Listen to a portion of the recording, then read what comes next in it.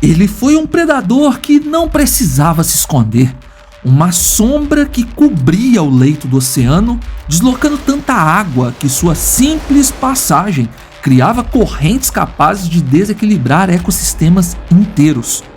Por 19 milhões de anos, o oceano não teve um rei, teve um ditador. Uma entidade biológica que tratava a física como uma sugestão e a biologia como um arsenal de guerra. Estamos falando de uma criatura cujas mandíbulas podiam exercer uma pressão capaz de transformar o chassi de um carro em papel alumínio amassado. Maior que o T-Rex, mais letal que qualquer pesadelo que Hollywood tentou vender para você. E então, em um piscar de olhos geológico, silêncio. O oceano ficou vazio. O monstro evaporou, deixando para trás apenas dentes serrilhados do tamanho da sua mão e um mistério solto na água. Como é que a máquina de matar mais perfeita que a evolução já produziu simplesmente some? Ou ele ainda está lá embaixo, na escuridão esmagadora, esperando o momento de ressurgir? Por que novas evidências desenterradas agora em 2025 sugerem que tudo o que pensávamos saber sobre o Megalodon estava errado? Bem-vindos ao Ordinário. Hoje vamos mergulhar no abismo do oceano. Deixe seu like, se inscreva no canal e vamos ao vídeo. Arquivo 01. O erro de código de 1666. Para entender essa anomalia, precisamos voltar a um momento onde a ciência colidiu com a superstição. Estamos na Itália, ano de 1666. O mar de Livorno cospe algo na praia. Pescadores arrastam para a areia um tubarão gigantesco, uma besta que aterrorizou a população local. O duque da Toscana, sentindo o cheiro de algo estranho, ordena que a carcaça seja enviada para Niels Stenser, conhecido como Steno. Steno não era um açougueiro, ele era um decifrador de códigos biológicos. E quando ele abriu a boca daquela besta, ele teve uma epifania que quebraria a realidade da época. Ele olhou para os dentes do tubarão e depois olhou para as rochas nas montanhas. Desde a antiguidade, as pessoas encontravam triângulos de pedra afiados enterrados na terra e os chamavam de glossopetrae, pedras de língua. A lenda dizia que eram línguas de dragões ou serpentes transformadas em pedra por intervenção divina ou demoníaca. Steno olhou para o tubarão branco morto, olhou para as pedras e percebeu o óbvio aterrorizante. Aquilo não eram línguas de dragão, eram dentes, restos fossilizados de tubarões antigos que morreram milênios antes da humanidade sonhar em existir. Steno percebeu que a terra onde pisamos já foi o fundo de um oceano de monstros bem maiores do que a humanidade conhecia. Essa descoberta mudou tudo, porque o tubarão não tem ossos, o esqueleto dele é cartilagem, o mesmo material flexível de onde talvez estejam seus fones agora, da sua orelha, que se dissolve e desaparece após a morte. O tubarão é um fantasma químico. A única coisa que resta, a única prova de que ele existiu são os dentes, a substância mais dura da biologia. E o Megalodon não deixava apenas pistas, ele deixava um rastro de destruição mineral. Os estudos sobre a espécie extinta se iniciaram. Um único espécime possuía cerca de 276 dentes que se renovavam, ou seja, eles teriam milhares e milhares de dentes durante a vida. Ele trocava sua arma principal constantemente. Sempre que um dente caía, a esteira rolante da sua gengiva empurrava o outro para frente, mais afiado, mais letal. Durante 19 milhões de anos, eles pavimentaram o fundo do mar com essas adagas serrilhadas, e é através desses dentes de até 18 centímetros que demos o nome à besta, Otodus megalodon, dente grande. Mas é aqui que a ciência moderna cometeu seu primeiro erro fatal. Durante décadas olhamos para esses dentes triangulares e pensamos, ok, parece um dente de tubarão branco, só que gigante. E por preguiça ou arrogância decidimos que o Megalodon era apenas isso, um tubarão branco bombado, o mega dos filmes, um tanque de guerra gordo e robusto. Mas essa imagem é uma mentira. Análises de 2025 provaram que um dente não é a evolução do outro. Simplificando, tubarão branco não é filho do megalodon. Eles são de famílias completamente diferentes. O megalodon pertence aos Orthodontidae, uma linhagem extinta de tubarões de dentes gigantes. O tubarão branco é um Laminidae. Isso significa que passamos um século imaginando um monstro errado. O verdadeiro megalodon não se parecia com nada que existe hoje, e quando reconstruímos sua verdadeira forma, o resultado é muito pior do que um tubarão bombado. Arquivo 02, a nova forma do pesadelo. Esqueça o que você viu no cinema. A nova modelagem computacional liderada pelo Dr. Kenshu Shimada e um exército de 28 cientistas reescreveu a arquitetura dessa arma biológica. Baseando-se em um conjunto raríssimo de restos fossilizados encontrado na Bélgica e comparando com 165 espécies de tubarões, chegamos a uma conclusão perturbadora. O megalodon não era um tanque, ele era um torpedo intercontinental. Seu corpo era alongado, esguio, hidrodinâmico ao extremo. Imagine a silhueta de um tubarão-limão ou de um tubarão azul, mas ampliada para proporções bíblicas. Essa forma esguia muda tudo. Na física dos fluidos, um corpo arrastado e gordo gera resistência. Um corpo esguio e longo corta a água como uma faca quente na manteiga. Isso significa que o megalodon não era apenas forte, ele era rápido, muito rápido. Ele era projetado para viagens transoceânicas de alta eficiência. E o tamanho? Preparem-se porque os números antigos acabam de ser triturados. As estimativas anteriores colocavam o teto em 15 ou 18 metros, mas ao recalibrar a proporção onde a cabeça ocupa cerca de 16% e a cauda 32%, os novos cálculos são de parar o coração. Estamos falando de um animal que poderia atingir 24 metros e 30 de comprimento. Para colocar isso em perspectiva de horror, isso é quase 10 metros a mais do que pensávamos. É o tamanho de uma baleia azul, o maior animal que já existiu, mas equipado com a fome de um predador e dentes projetados para cortar osso de baleia. Estamos falando de uma massa biológica de 94 toneladas se movendo em silêncio absoluto. Arquivo 03, o útero canibal. A brutalidade do megalodon não começava quando ele aprendia a caçar. Começava antes mesmo dele nascer. A biologia dessa criatura foi programada para a violência desde a concepção.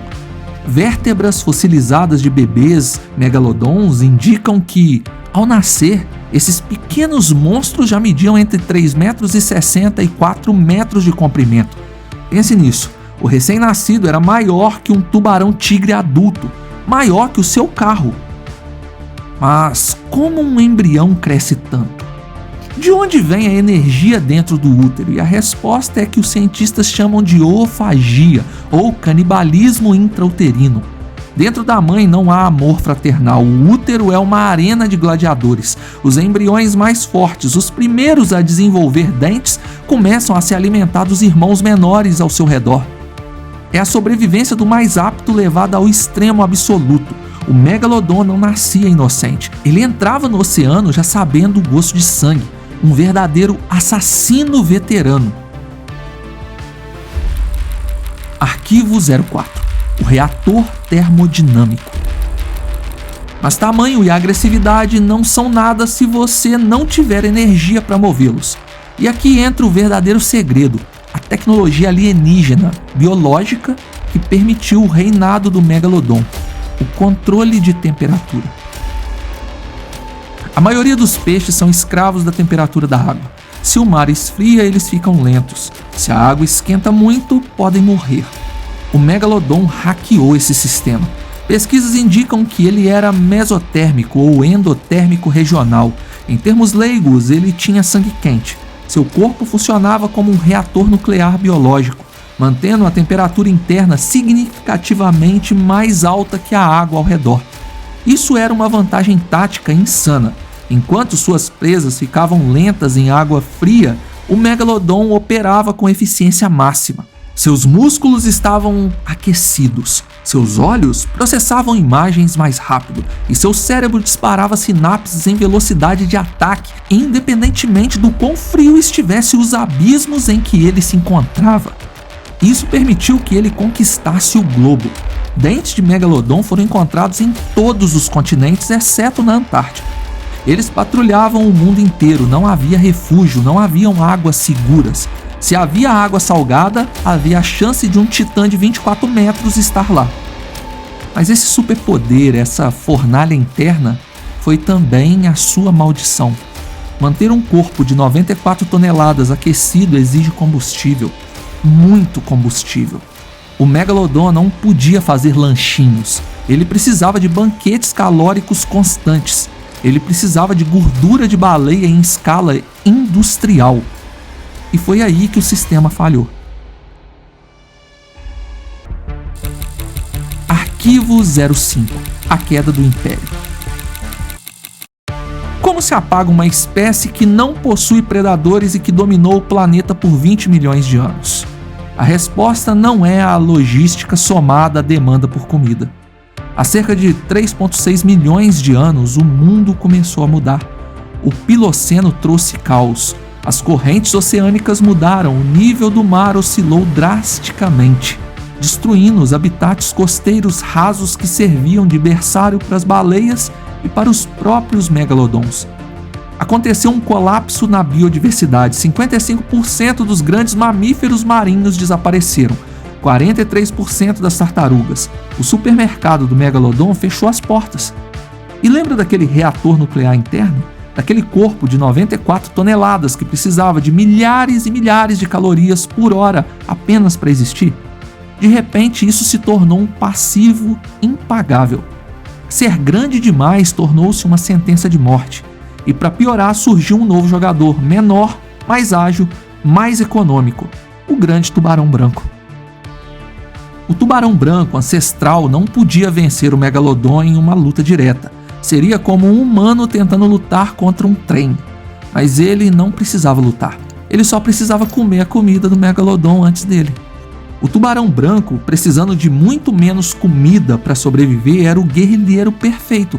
Ele comia os filhotes das baleias, comia as focas, limpava o buffet antes que o gigante conseguisse chegar à mesa. Foi uma guerra de atrito. O megalodon, preso em seu corpo colossal, faminto, gastando energia apenas para se manter aquecido, começou a morrer de fome. O predador perfeito foi derrotado por uma planilha de cálculo de calorias. Ele não foi assassinado, ele foi à falência biológica. Arquivo 06 – A conspiração da fossa. Mas a mente humana rejeita o fim.